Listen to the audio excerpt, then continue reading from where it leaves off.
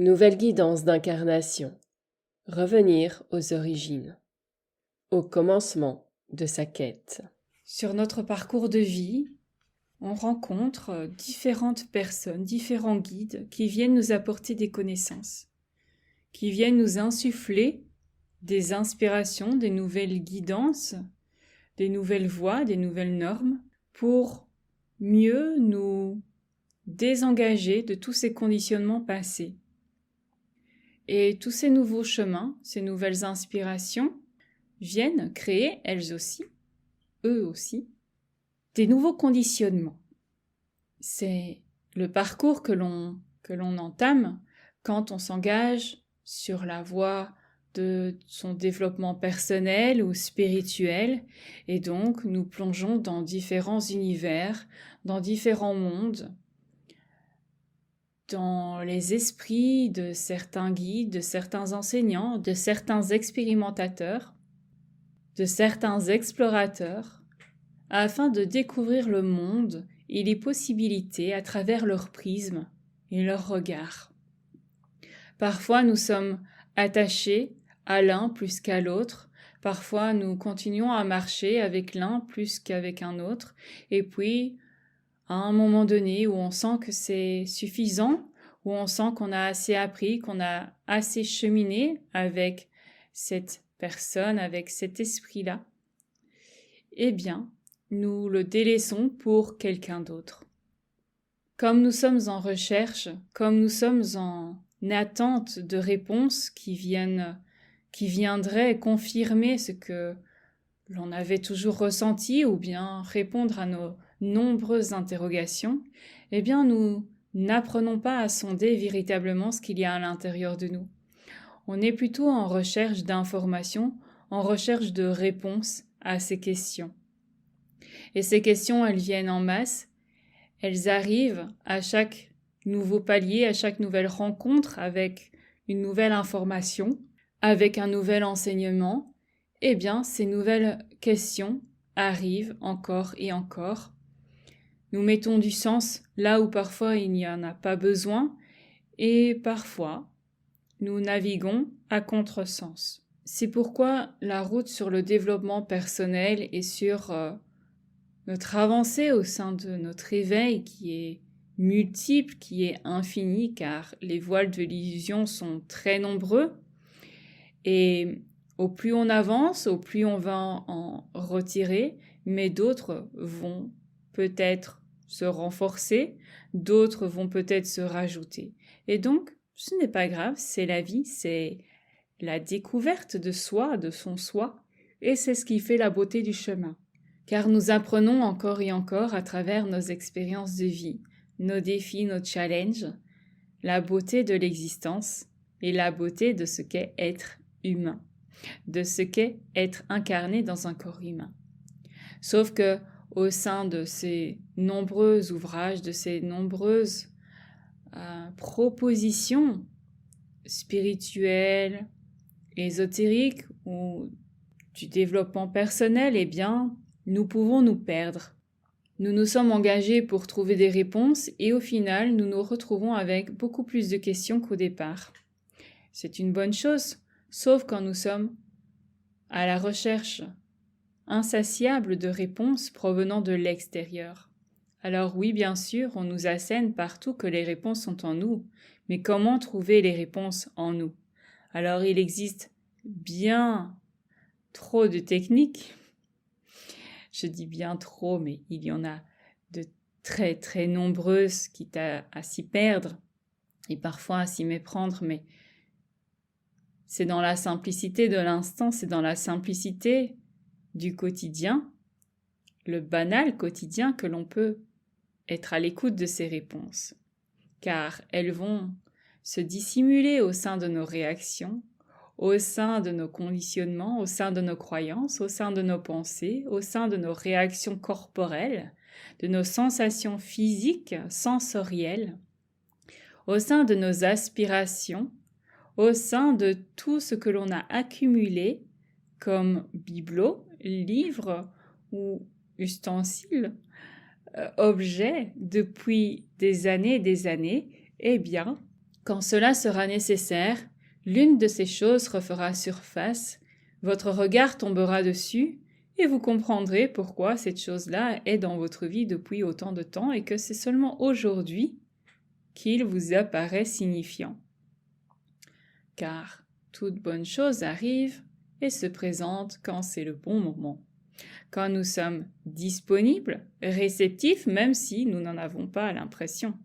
Car parfois nous sommes submergés par le quotidien, par les choses à faire, par nos to-do list à outrance, et nous en oublions l'essentiel. Alors dans cette course effrénée au développement personnel, à cette réalisation de soi, à cette recherche du bonheur, de cet accomplissement, de ce service à autrui, de cette contribution au monde, eh bien, on s'oublie soi et on oublie ce qui nous a poussé à parcourir cette quête. Car la clé de cette quête, notre Graal, tel l'alchimiste qui revient au final à son point de départ, en fait, a parcouru ce 360. Car dans son voyage, il s'est exploré en profondeur. Dans son voyage, il a parcouru chaque parcelle, chaque terre intérieure, afin d'y découvrir ce qui se cachait.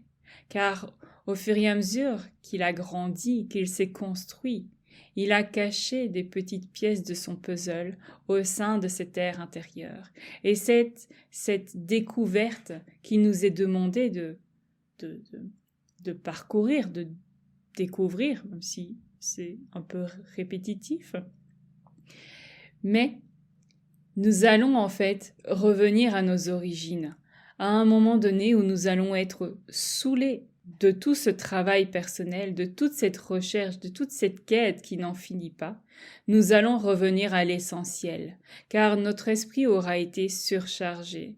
Notre esprit, notre corps aura été assommé, aura vécu un trop-plein d'informations, l'amenant à revenir à l'essentiel, à reprogrammer tout cela, mais d'une autre manière, en laissant tomber, en lâchant les amarres, pour naviguer en terre sereine.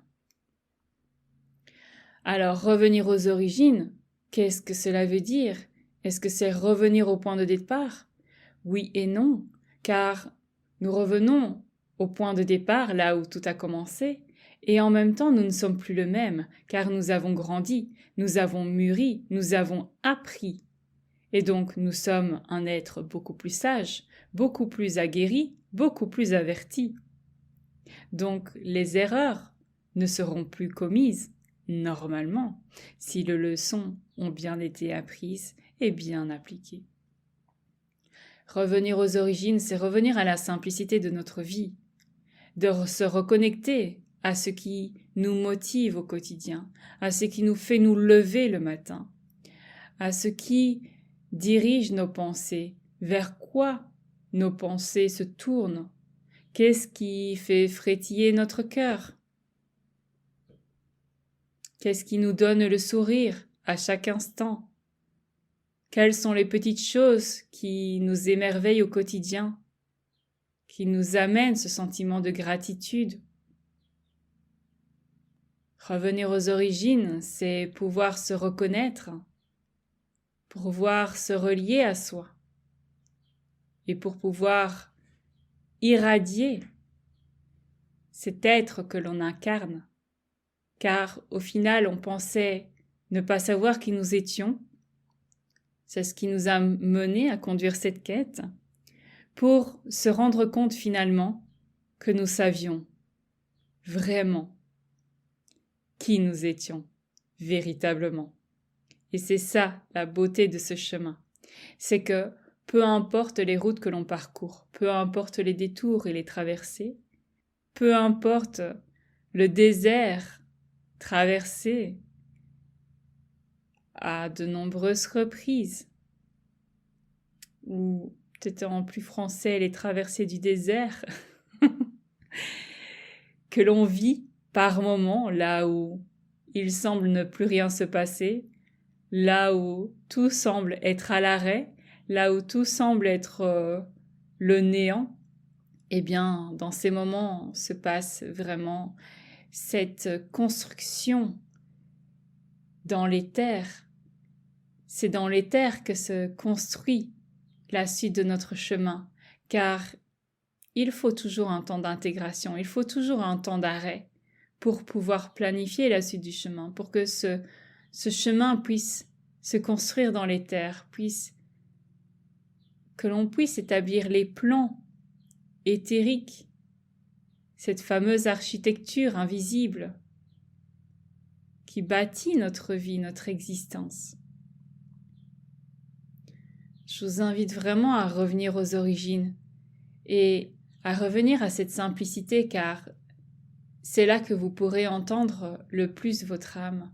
C'est là que vous pourrez établir vos propres règles, vos propres normes, votre propre référentiel. Car votre vie, c'est vous qui en définissez les règles. C'est vous qui en définissez les contours. C'est vous qui établissez les définitions de chaque mot, chaque expression, chaque signification. Et seul vous pouvez trouver cette grille de lecture en vous. Car les autres sont des balises, les référentiels des autres sont comme des guides qui nous permettent de trouver notre propre guide intérieur. Car notre manuel de vie sur Terre, pour vivre notre vie d'humain, personne ne l'a. Chacun le découvre au fur et à mesure. Et certains le partagent, certains partagent le leur. Et c'est à travers les partages des autres que nous pouvons découvrir les nôtres. Mais les nôtres sont uniques, les leurs sont uniques, et nous ne devons pas suivre les voies des autres. Nous devons apprendre à créer notre propre grille de lecture, notre propre référentiel à travers ceux des autres, mais jamais au détriment de soi, jamais au déni de soi. Alors repensez à ce point de départ. Qu'est-ce qui vous a poussé dans cette quête? Qu'est-ce qui vous a poussé à vous relier à votre âme? Qu'est-ce qui vous a poussé à vous engager sur cette voie? Qu'est-ce qui vous pousse sur le chemin de votre âme? Ne mentalisez pas, laissez s'exprimer votre âme. Ce n'est pas nécessaire de répondre, mais laissez-vous toucher par ces mots, par ces questions, afin que votre âme puisse vous envoyer les bons messages, les bonnes idées, les bons sentiments nécessaires à votre épanouissement. Alors laissez-vous toucher, laissez-vous impacter, laissez-vous imprégner, et vous ressentirez votre âme se délecter. Vous vous sentirez emporté, transporté, virevolté à travers la beauté de votre incarnation, car vous avez quelque chose de beau et de grand à accomplir. Peu importe ce que c'est, tout va se mettre en place à présent pour que vous puissiez accomplir ce que vous devez. Vous allez être dirigé, vous allez orienter votre regard vers les éléments nécessaires à la construction de votre vie. Vous allez rappeler à votre mémoire les éléments essentiels sur votre chemin, ceux dont vous avez besoin. Et tout va se faire de façon fluide, facile, naturelle. Vous n'avez besoin de rien faire, parce que vous êtes là, vous l'avez déjà décidé, c'est déjà ordonné. Alors, faites confiance, laissez-vous transporter, laissez-vous inspirer. Laissez-vous commander par votre âme, car vous ne faites plus qu'un avec elle. C'est vous et elle, c'est vous deux, c'est vous. Un grand vous avec un grand V. Vous pouvez être fier de vous et de ce que vous accomplissez.